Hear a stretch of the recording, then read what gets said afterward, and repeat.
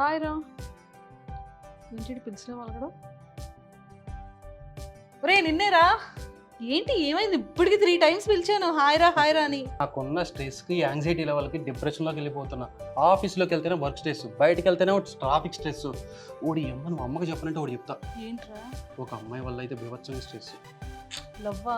నేను చేసా, వాళ్ళు చేయలేదు, దానివల్ల స్ట్రెస్. ఓడి అమ్మ చాలా స్ట్రెస్లోకి డిప్రెషన్లోకి వెళ్ళేటట్టున్నావురా ఎదవా. 10 అయితే ఒక పెగ్గేస్తే తప్ప నిద్ర రావట్లా. అమ్మకి చెప్పక.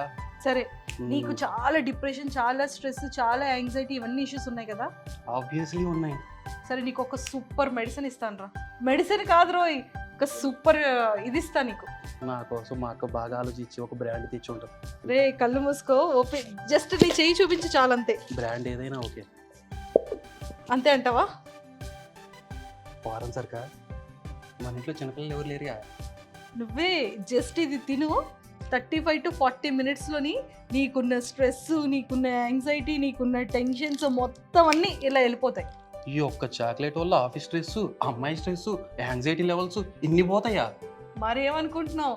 జస్ట్ 3 monthsకి అవునేమ్మా. ఇలా ఫ్లై అవుతూనే ఉంటావు ఎవ్రీ డే. ఒరే రోజుకొకటి చూసారు కదా?